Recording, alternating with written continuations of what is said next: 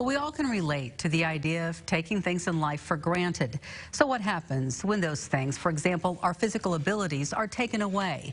Nicole Christine brings us the story of one Terre Haute woman who lost some very basic physical functions 2 years ago, in turn gaining a new look at life and its opportunities.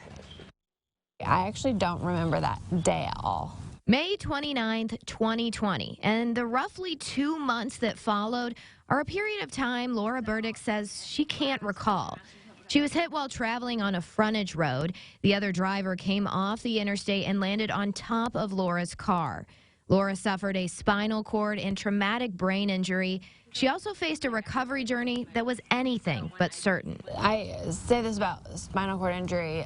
What I've learned is the answer is always, I don't know. Like from a doctor even who knows everything there is to know about it and researches it and works on it all the time. They don't know. We don't know what's going to come back.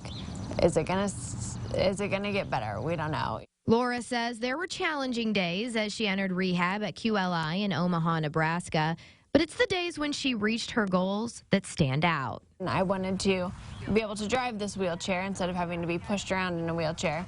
And one thing was being able to get my hand up on this joystick so I could move it around, and I couldn't do that for a long time. I had no bicep strength. And I remember sitting with Erin, my OT, one time, and she would always just be like, okay, put your hand on there, just to see if I could do it. And finally one day I was like, oh my God, I did that. And that OT, Erin, she says Laura made her better. She made me a better therapist, getting to work with her. Just looking at her on paper and seeing her level of spinal cord injury and the neurological damage that was done, I think it was easy to underestimate her. I tried to set realistic goals for what I thought she could accomplish. And that's with over 6 years of experience, and she surpassed them. She surpassed all of them. Erin describes Laura using words like grace, resilience, and coolness under pressure, referencing a story from when Laura was maid of honor at a friend's wedding, and a technical malfunction led to her not being able to read the speech she had prepared. Someone recorded her speech. It was phenomenal. She just had to do it completely off the cuff. It was so funny. It was so heartwarming. And she just is kind of the person who can do anything. She'd never wish this injury upon anybody. I would never wish this injury upon anybody. But if there's someone who's equipped to handle it, I think it's Laura.